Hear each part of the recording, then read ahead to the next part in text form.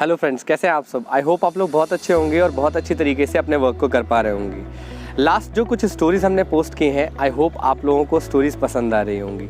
अगर आप हमारे चैनल पर नए हैं तो चैनल को सब्सक्राइब कर लीजिए और बेल आइकन दबा दीजिए, क्योंकि हम जो स्टोरीज़ लेके आते हैं वो यूनिक स्टोरीज़ होती हैं। लाइफ को इन्फ्लुएंस करने में आपकी हेल्प करेंगी, लाइफ को चेंज करने में आपको हेल्प करेंगी, क्योंकि जितनी भी स्टोरीज़ हम पोस्ट करते हैं उन सारी स्टोरीज़ में कुछ ना कुछ यूनिक मैसेज होता है। आज वापस है हम ऐसी ही यूनिक स्टोरी के साथ। मेरा नाम है प्रवीण, मैं एक डिजिटल एंटरप्रेन्योर हूँ, इसके साथ साथ एक एजुकेटर भी हूँ। चलिए शुरू करते हैं आज की स्टोरी।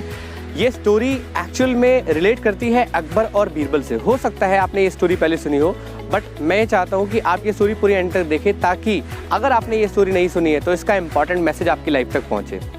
एक बार की बात है, अकबर महाराज अपने दरबार में बैठे होते हैं और बुलावा देते हैं बीरबल को, और सैनिक जाता है और बीरबल को बुला के लाता है। और जब वो बीरबल को बुला के लाता है तो जो अकबर महाराज होते हैं वो बोलते हैं बीरबल से कि बीरबल, कल मैं तुमसे 3 सवाल पूछूंगा और अगर तुमने इन 3 सवालों का जवाब नहीं दिया तो तुम्हें फांसी दे दी जाएगी और तुम्हें सजाए मौत दे दी जाएगी। अब बीरबल सोच में पड़ जाते हैं और घर जाते हैं, और जब वो घर जाते हैं तो पूरी रात सो नहीं पाते।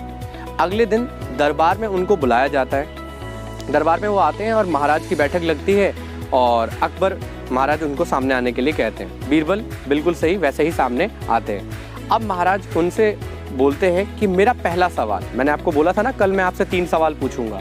मेरा पहला सवाल ये है कि खुदा कहाँ है, भगवान कहाँ है, ईश्वर कहाँ है। तो अब अकबर तो चालाक थे, उनको पता था कि अगर इस सवाल का कोई ऐसा सीधा सा जवाब दिया जिस जवाब से मैं फंस सकता हूँ तो मेरी मौत भी हो सकती है। तो उन्होंने कहा कि महाराज, क्या 1 गिलास मीठा दूध मिल सकता है। महाराज ने कहा बिल्कुल। जो भी वहाँ पे काम करने वाला था उसको बोला कि हाजिर करो। वो गया और तुरंत मीठा दूध 1 गिलास लेकर आया। अब उन्होंने कहा कि महाराज, क्या आप इस मीठे 1 गिलास दूध को पी सकते हैं। महाराज ने कहा ठीक है, मैं पी सकता हूँ। उन्होंने गिलास उठाया और पी लिया उसको।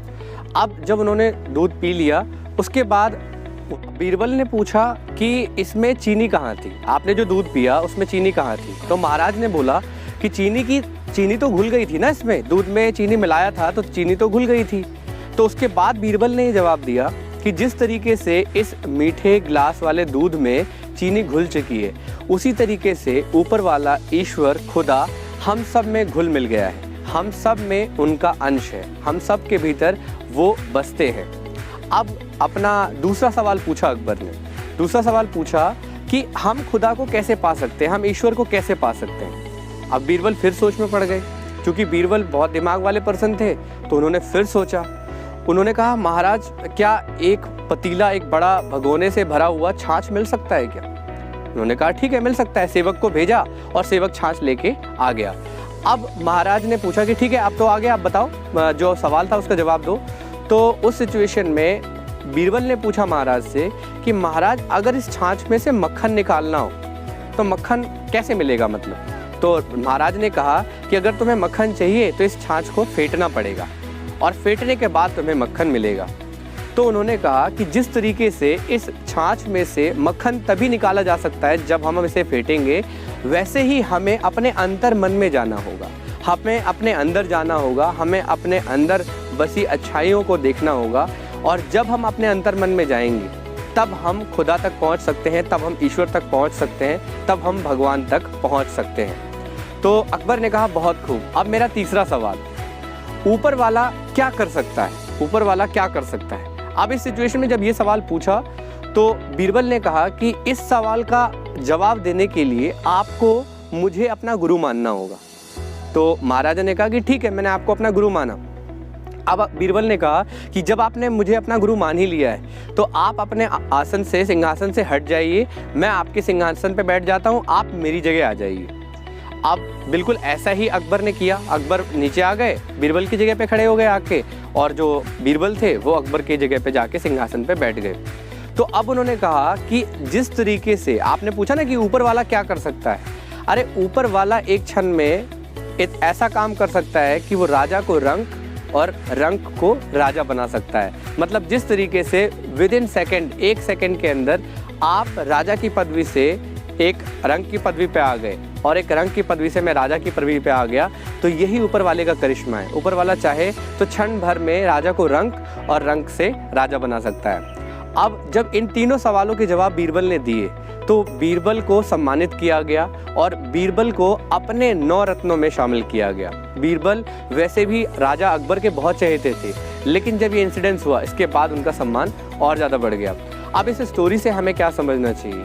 इस स्टोरी से हमें ये समझना चाहिए कि हम लोग बहुत बार ईश्वर को, भगवान को, खुदा को अलग अलग जगह ढूंढते रहते हैं, लेकिन कभी हमने अपने अंदर झांक कर नहीं देखा, अपने अंदर ये भरोसा नहीं रखा। क्योंकि ऐसा सबने सुना है, सबने बोला है कि भगवान सबके अंदर है, भगवान सब में बसते हैं और भगवान हर जगह है। बस ज़रूरत है तो उन्हें अंतर मन से ढूंढने की, और इसके लिए कोई ढोंग या ढकोसला करने की ज़रूरत नहीं। अगर आप किसी में भी विश्वास रखते हैं तो आपका विश्वास मन से होना चाहिए, ना कि दिखावे से। अगर आप पूजा पाठ करते हैं बहुत बढ़िया बात है, आप ईश्वर को मानते हैं बहुत बढ़िया बात है, लेकिन ऐसा ज़रूरी नहीं है कि हम पूजा पाठों में तो बहुत इन्वॉल्व हैं, लेकिन जब बात आस्था की आती है तो हम आस्था नहीं रखते। आई होप इस स्टोरी ने आपको बहुत चीज़ें क्लियर की होंगी और आपके जीवन में कहीं ना कहीं कोई इम्पैक्ट क्रिएट करेगा। अगर आपको हमारी स्टोरीज पसंद आ रही हैं तो आप लाइक करके हमें अप्रिशिएट कर सकते हैं। अगर इन स्टोरीज से आपकी लाइफ में कुछ वैल्यू ऐड हो रही है, कुछ चेंज हो पा रहा है, तो आप चैनल को सब्सक्राइब कर लीजिए और बेल आइकन को जरूर प्रेस करिएगा, क्योंकि हमारी जो भी अपडेट्स होंगी वो आपको तुरंत मिल जाएंगी अगर आपने बेल आइकन प्रेस कर रखा होगा तो। और अगर ये स्टोरीज आपको पसंद आ रही हैं तो इसे शेयर करके और लोगों तक पहुंचाइए ताकि उनकी लाइफ में भी कोई change possible. Thank you for watching. Thank you.